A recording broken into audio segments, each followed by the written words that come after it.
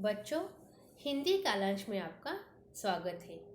आज हम वसंत भाग 1 पाठ 6 पार नजर के, जिनके लेखक है जयंत विष्णु नार्लिकर, इस पाठ का हम अध्ययन करेंगे।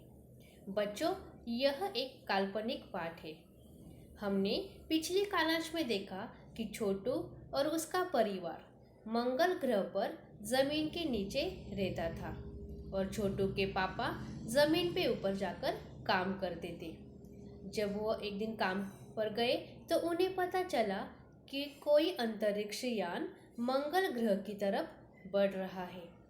तभी कॉलोनी की एक प्रबंध समिति की बैठक बुलाई गई और वहां पर इस अंतरिक्ष यान के बारे में चर्चा शुरू हो गई। तो चलिए आगे की जानकारी लेते हैं। नंबर 1 की बात सही लगती है। नंबर 2 एक वैज्ञानिक थे। वे बोले, हालांकि यंत्रों को बेकार कर देने में ही खतरा है। इनके बेकार होते ही दूसरे ग्रह के लोग हमारे बारे में जान जाएंगे। इसलिए मेरी राय में हमें सिर्फ अवलोकन करते रहना चाहिए। जहाँ तक हो सके हमें अपने अस्तित्व को छिपाए ही रखना चाहिए, क्योंकि हो सकता है जिन लोगों ने यह अंतरिक्ष यान भेजे हैं वे कल को इनसे भी बड़े सक्षम अंतरिक्ष यान भेजें। हमें यहाँ का प्रबंध कुछ इस तरह रखना चाहिए जिससे इन यंत्रों को गलतफहमी हो कि इस जमीन पर कोई भी चीज इतनी महत्वपूर्ण नहीं है कि जिससे वे लाभ उठा सके। अध्यक्ष महोदय से मैं यह दरख्वास्त करता हूँ कि इस तरह का प्रबंध हमारे यहाँ किया जाए। नंबर 3 सामाजिक व्यवस्था का काम देखते थे। उनकी बात के जवाब में अध्यक्ष कुछ बोलने ही जा रहे थे कि फोन की घंटी बजी।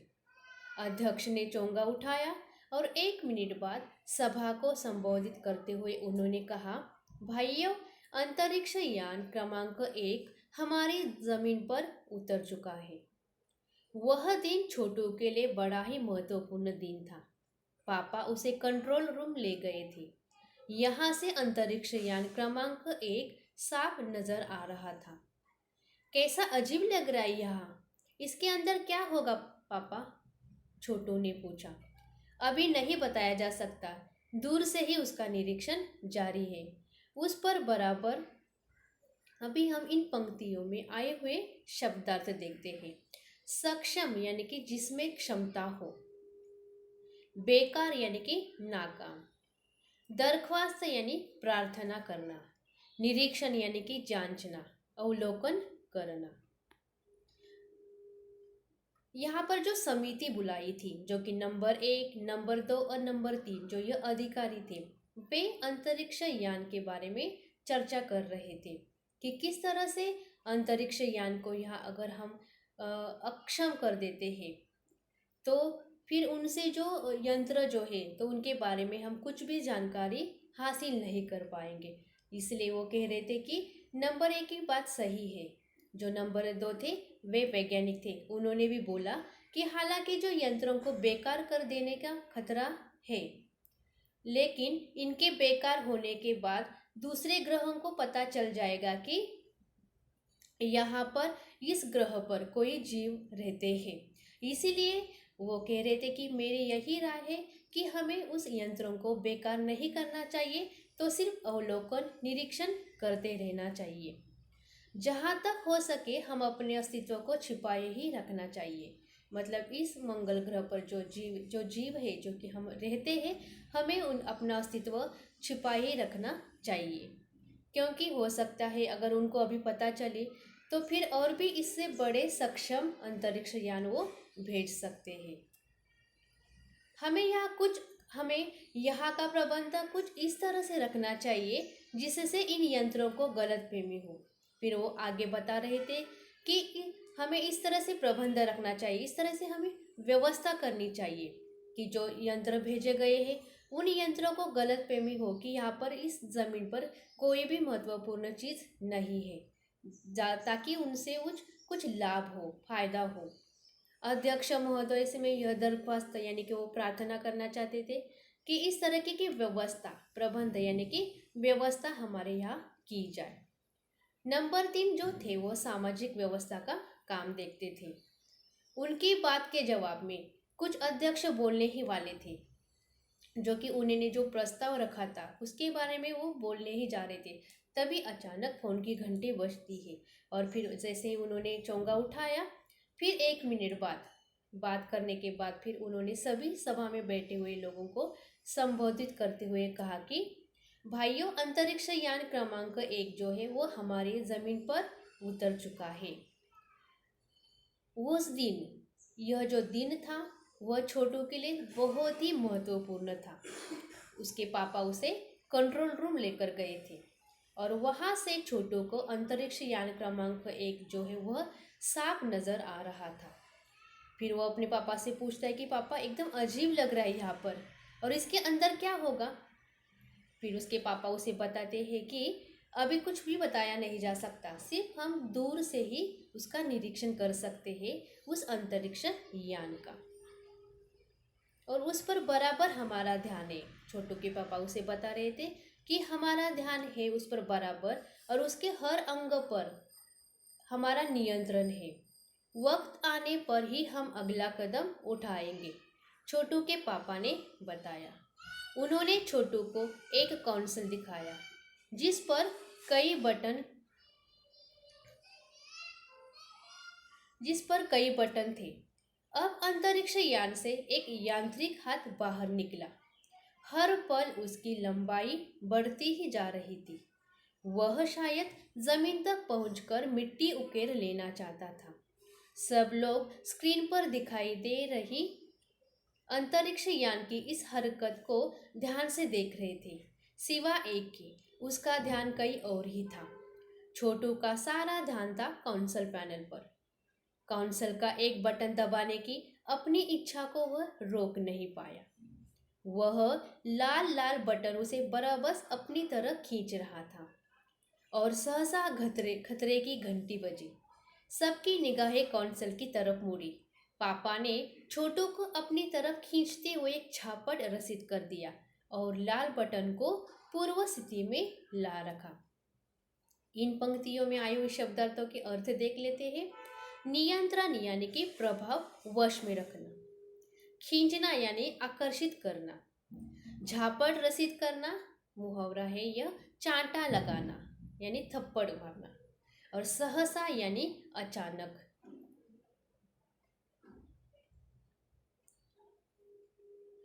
छोटू के पापा छोटू को बता रहे थे कि हमारा बराबर ध्यान है, जो अंतरिक्ष जो यान है उसके हर अंग पर हमारा नियंत्रण है, और जब वक्त आएगा तभी हम अगला समय मतलब अगला कदम उठाएंगे। सही वक्त पर क्या करना है वो हम करेंगे, छोटू के पापा बता रहे थे। तभी उन्होंने छोटू को एक कंसोल दिखाया जिस पर अलग अलग बटन थे। अब अंतरिक्ष यान से यांत्रिक हाथ बाहर निकला। जो अंतरिक्ष यान था उसे एक यांत्रिक हाथ बाहर निकलते हुए दिख रहा था, और उस हाथ की जो लंबाई है वो बढ़ती ही जा रही थी। वह जो हाथ था वह शायद जमीन तक पहुंचकर मिट्टी उकेर लेना चाहता था, और सब लोग स्क्रीन पर यह दिखाई दे रहा था, जो कि वह सब जो हरकतें जो कि वह यांत्रिक हाथें बाहर आकर जमीन, उसकी लंबाई तो बढ़ती ही जा रही थी और वह मिट्टी उकेर लेना चाहता था। यह सब कुछ लोग जो है वो स्क्रीन पर देख रहे थे। यह है यंत्र मानव, यानी कि उसे हम रोबोट कहते हैं।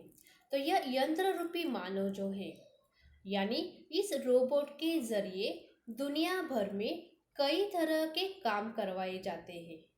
अंतरिक्ष यानों में ऐसे रोबोट भुजा में होती है और जो कई विशाल वस्तुओं को अंतरिक्ष में स्थापित करने में काम आते हैं।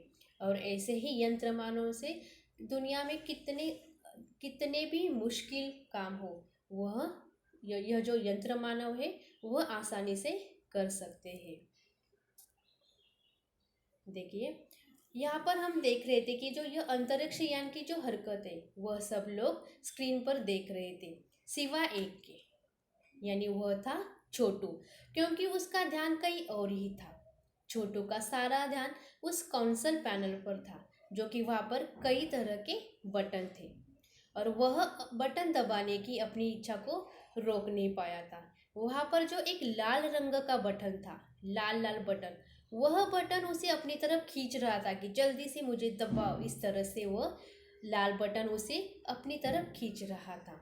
और वैसे ही जैसे ही उसने उस लाल बटन को दबाया तो खतरे की घंटी बजी। सबकी निगाहें यानी कि सबकी नज़रें उस कंसोल की तरफ मुड़ी। फिर पापा ने इस हरकत के लिए छोटू को अपनी तरफ खींचा और जोर से थप्पड़ लगाया और फिर जो लाल बटन जो दबाया था वो पूर्व स्थिति में लाया। इस तरह से हम देख सकते हैं कि यहाँ पर कंसोल पैनल पर अलग अलग कई तरह के बटन है और यहाँ पर स्क्रीन पर दिखाई दे रहा है कि यह जो यांत्रिक हाथ था वह यांत्रिक हाथ की जो लंबाई है वो बढ़ती जा रही है और वह ज़मीन में जो मिट्टी है उसे उकेर रहा है। और उसी के नीचे हम देख सकते हैं छोटू जो है वो लाल बटन को दबाने के लिए प्रयास कर ही रहा था। इस चित्र में हम देख सकते हैं। आगे देखते हैं। मगर उस तरफ अब अंतरिक्ष यान के उस यांत्रिक हाथ की हरकत सहसा रुक गई थी और यंत्र बेकार हो गया था। जैसे ही छोटू के पापा ने वो लाल बटन पूर्व स्थिति में लाया, तब उस अंतरिक्ष यान में जो यांत्रिक हाथ जो बाहर आ रहा था उसकी जो हरकत थी वह रुक गई थी और वह यंत्र बेकार हो गया था। उधर पृथ्वी पर national aeronautics and space administration यानी कि नासा द्वारा प्रस्तुत वक्तव्य ने सबका ध्यान अपनी तरफ आकर्षित कर लिया। और तभी इस समय क्या हुआ, जो नासा द्वारा एक प्रस्तुत वक्तव्य यानी कि कुछ सूचनाएं दी गई, जैसे कि मंगल की धरती पर उतरा हुआ अंतरिक्ष यान वाइकिंग अपना निर्धारित कार्य कर रहा है। फिर वो सूचना ये थी कि मंगल धरती पर जो अंतरिक्ष यान यानी वाइकिंग अपना निर्धारित यानी जो उसे काम दिया है वह कार्य यानी कि काम कर रहा है।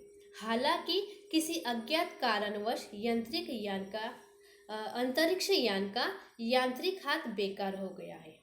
फिर वो बता रहे थे कि हालांकि किसी अज्ञात यानी कि अभी तक उस कारण का पता नहीं चला, उस वजह से कि जो अंतरिक्ष यान का यांत्रिक हाथ था वह बेकार हो गया है। नासा के तकनीशियन इस बारे में जांच कर रहे हैं तथा इस यांत्रिक हाथ को दुरुस्त करने के प्रयास भी जारी है। वो जो नासा द्वारा जो बताया जा रहा था कि पता नहीं चल रहा है कि किस वजह से यांत्रिक हाथ बेकार हो गया था, तो अभी हमने देखा कि उस छोटू ने क्या किया था, उस जो कंसोल पर जो बटन था लाल लाल रंग का उसे दबाया था और उसी की वजह से वो यंत्र जो है वो नाकाम यानी कि काम नहीं कर रहा था। तो नासा के जो तकनीशियन यानी जो कि टेक्नीशियंस होते हैं वो इस बारे में जांच कर रहे थे कि यांत्रिक हाथ दुरुस्त करने का वो प्रयास कर रहे थे और जांच कर रहे थे। इसके कुछ ही दिनों बाद पृथ्वी के सभी प्रमुख अखबारों में छापा और यह घटना होने के बाद कई दिनों में ही पृथ्वी के सभी अखबारों में यह खबर छापी कि नासा के तकनीशियनों को रिमोट कंट्रोल के सहारे वाइकिंग को दुरुस्त करने में सफलता मिली है। फिर यही खबर आई कि जो नासा के तकनीशियन है जो कि उन्होंने रिमोट कंट्रोल के मदद से वाइकिंग को दुरुस्त करने में उन्होंने सफलता प्राप्त की है और जो यांत्रिक हाथ ने अब मंगल की मिट्टी के विभिन्न नमूने इकट्ठा करने का काम आरंभ कर दिया है। मतलब वो जो यांत्रिक हाथ था जो बेकार हुआ था वह दुरुस्त हो गया है, यानी अभी दुरुस्त होने में उन्होंने सफलता पाई है और वही यांत्रिक हाथ अब मंगल की मिट्टी के विभिन्न यानी कि अलग अलग नमूने इकट्ठा करने का वह काम कर रहा है। पृथ्वी के वैज्ञानिक मंगल की इस मिट्टी का अध्ययन करने के लिए बड़े उत्सुक थे। उन्हें उम्मीद थी कि इस मिट्टी के अध्ययन से इस बात का पता लगाया जा सकेगा कि क्या मंगल ग्रह पर भी पृथ्वी की तरह जीव सृष्टि का अस्तित्व है। यह प्रश्न आज भी एक रहस्य है। पृथ्वी के जो वैज्ञानिक है वह मंगल की इस मिट्टी का अध्ययन करने के लिए उत्सुक थी और उन्हें उम्मीद भी है, आशा भी है कि इस मिट्टी के अध्ययन से उन्हें पता लग सकता है कि मंगल ग्रह पर भी जिस तरह से पृथ्वी पर जीव सृष्टि है वैसे मंगल ग्रह पर भी अस्तित्व में है या नहीं। लेकिन यह प्रश्न आज भी एक रहस्य है। अभी तक हमें पता नहीं है कि पृथ्वी की तरह मंगल ग्रह पर भी जीव सृष्टि है या नहीं। तो जी इनके लेखक है जयंत विष्णु नार्लिकर। इन्होंने ये बहुत ही यह जो पाठ है वो काल्पनिक पाठ है और बहुत ही अच्छी तरह से यहाँ पर पाठ के जरिए हमें यहाँ पर वैज्ञानिक दृष्टिकोण यानी कि मंगल ग्रह के बारे में जानकारी दी है। शब्दार्थ देखिए, वक्तव्य यानी कि भाषण, निर्धारित कार्य यानी कि पहले से तय किया हुआ काम, अज्ञात यानी कि जिसकी जानकारी न हो, प्रमुख यानी कि मुख्य, रहस्य यानी जिसे कोई नहीं जानता। तो यह मंगल ग्रह का चित्र है जो कि हमने पिछले कालांश में भी देखा था। तो और इसके बारे में मैं और एक बार बताती हूँ। मंगल ग्रह जो है वह सौर मंडल में सूर्य से चौथा ग्रह है। इसे लाल ग्रह के नाम से भी जाना जाता है। पृथ्वी की तरह मंगल भी एक स्थलीय धरातल वाला ग्रह है इसका वातावरण विरल है। लेकिन अभी भी वैज्ञानिक यानी कि अभी भी वैज्ञानिक को हमें यह पता नहीं कि जिस तरह से पृथ्वी पर सजीव सृष्टि यानी कि जीव सृष्टि है वैसे मंगल ग्रह पर है या नहीं।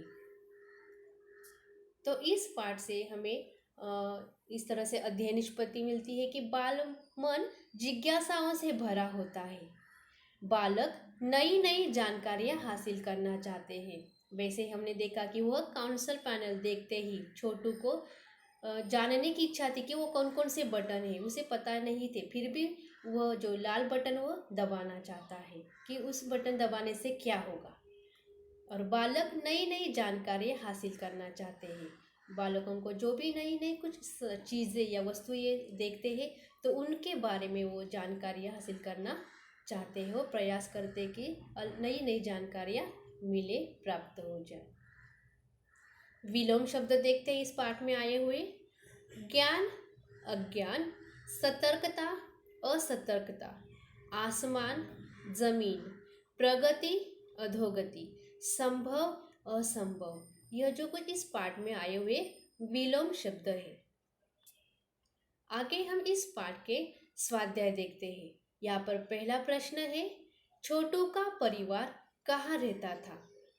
उत्तर है, छोटू का परिवार मंगल ग्रह पर जमीन के नीचे बनी एक कॉलोनी में रहता था। दूसरा प्रश्न है, छोटू को सुरंग में जाने की इजाजत क्यों नहीं थी? पाठ के आधार पर लिखो। यह उत्तर है, इस सुरंग में सुरक्षा कारणों से आम आदमी को जाने की मनाही थी।